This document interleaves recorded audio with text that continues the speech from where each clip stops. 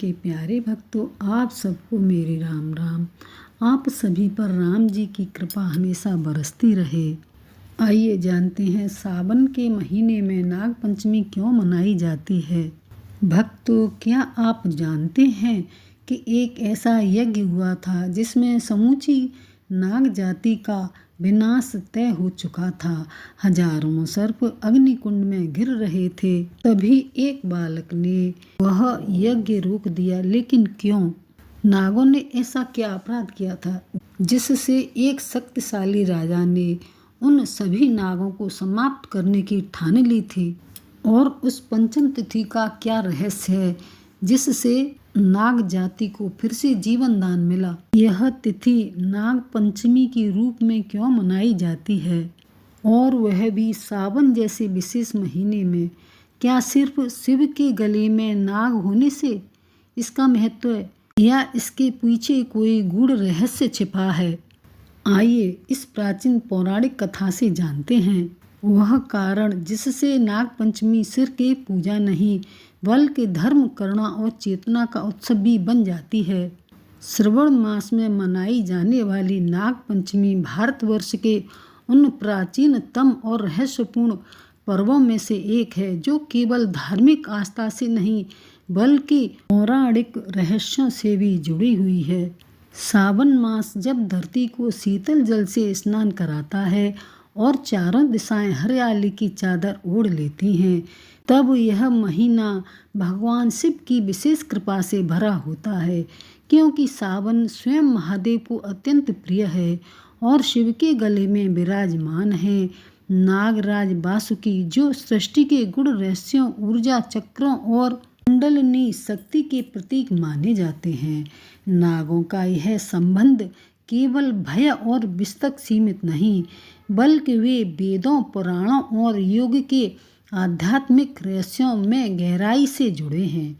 विशेष रूप से नाग पंचमी का पर्व जो श्रावण शुक्ल पंचमी को मनाया जाता है, उसके पीछे एक अत्यंत प्राचीन रहस्यमय और धर्मबोधक कथा है जो राजा परीक्षित और तक्षक नाग से जुड़ी हुई है।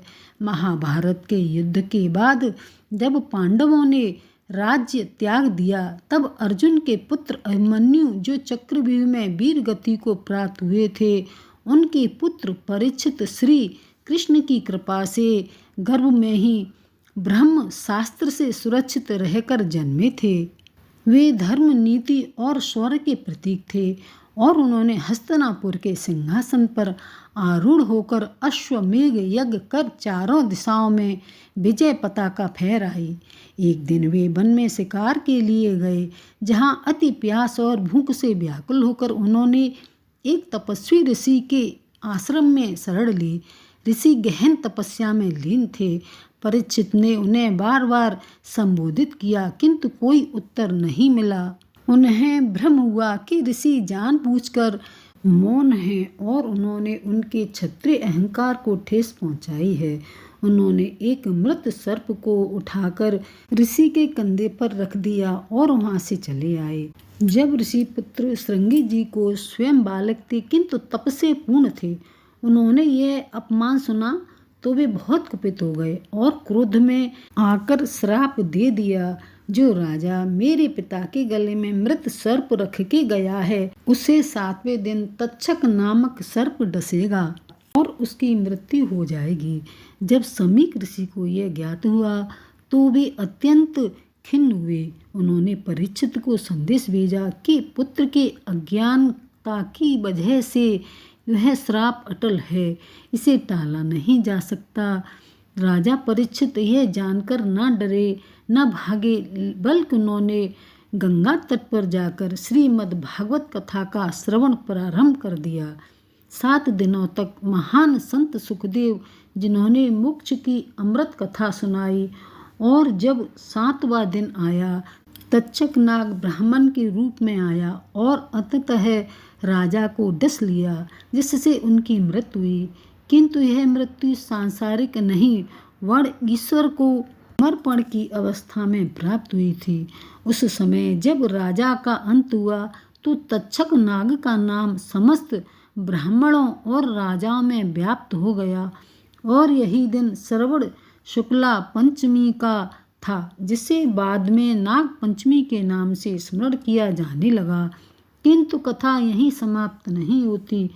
परीक्षित के पुत्र जन्मेजय को जब यह ज्ञात हुआ तो उन्होंने प्रतिशोध की अग्नि में जलते हुए सर्प यज्ञ का आयोजन किया, जिसमें मंत्र बल से समस्त नागों को बुलाया गया और अग्नि में आहुति दी जाने लगी। हजारों नाग जल गए। नागलोक में हाहाकार मच गया। तब नागों की रक्षा के लिए प्रकट हुए एक दिव्य बालक मुनि आस्तिक, जो मनसा देवी और ब्राह्मण जरत्कारु के पुत्र थे। उन्होंने राजा जन्मेजय को धर्म का स्मरण कराया।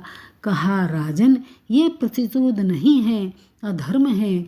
सभी नाग तक्षक नहीं हैं और निर्दोषों का संहार कभी भी धर्म नहीं कहा जा सकता।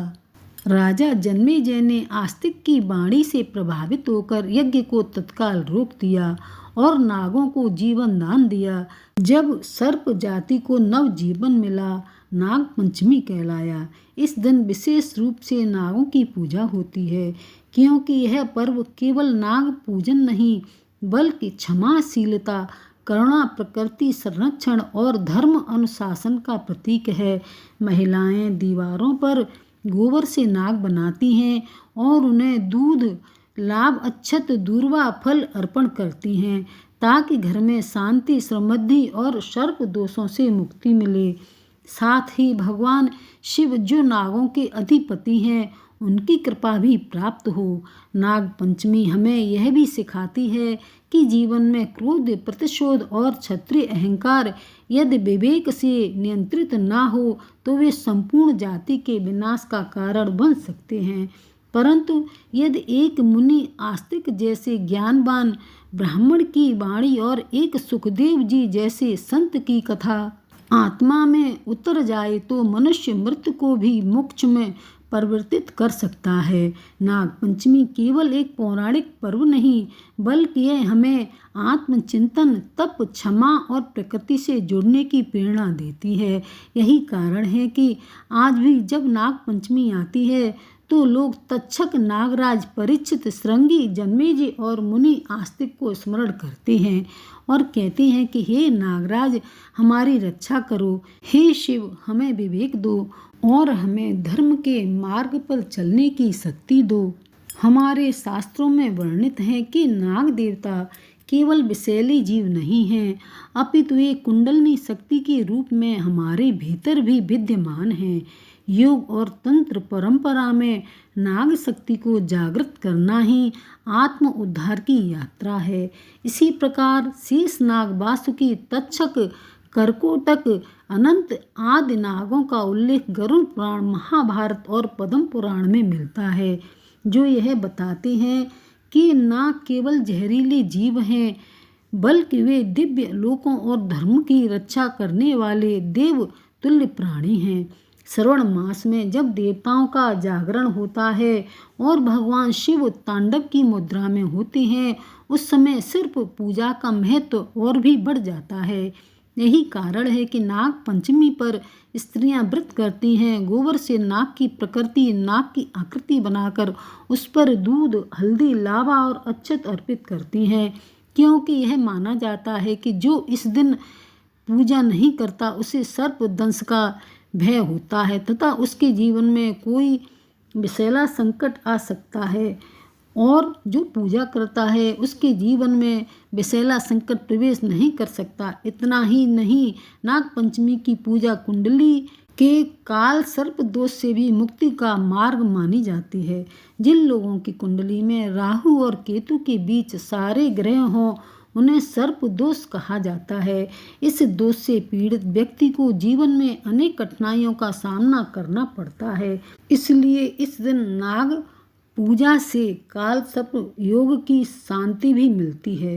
कुल मिलाकर नाग पंचमी केवल एक धार्मिक उत्सव नहीं बल्कि यह जीव, प्रकृति, ब्रह्मांड, धर्म और आध्यात्मिक के बीच के संतुलन को स्थापित करने का दिन है, जिसकी गहराई को समझने वाला व्यक्ति कभी भी जात, जीव, रंग या रूप के आधार पर भेदभाव नहीं करता। भक्तों, यह था श्रवण मास में नाग पंचमी का रहस्य। धर्म, करुणा और चेतना से जुड़ी एक अद्भुत पौराणिक कथा। आपने जाना कि कैसे एक राजा के क्रोध से पूरी नाग जाति का विनाश सुनिश्चित हो गया था और कैसे एक बाल तपस्वी ने उसे रोककर सृष्टि का संतुलन बनाए रखा। उम्मीद है कि यह कथा आपके हृदय को भी उतनी ही छू गई होगी जितनी हमारी आस्था को। 2025 में नाग पंचमी 28 जुलाई दोपहर 12:40 से शुरू होकर 29 जुलाई दोपहर 3:15 तक रहेगी। क्योंकि नाग पंचमी की पूजा दिन में की जाती है, इसलिए 29 जुलाई को नाग देवता की पूजा करना स्वास्थ्य सम्मत माना गया है।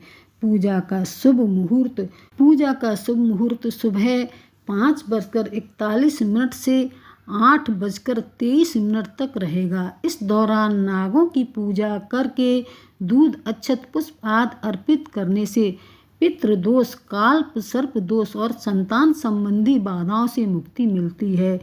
इस दिन व्रत और पूजा का विशेष पूर्ण फल बताया गया है। अगर आपको यह कथा अच्छी लगी हो तो वीडियो को लाइक करें, अपने परिवार और मित्रों के साथ शेयर करें और कमेंट बॉक्स में अवश्य लिखें हर हर महादेव, ओम नमः शिवाय।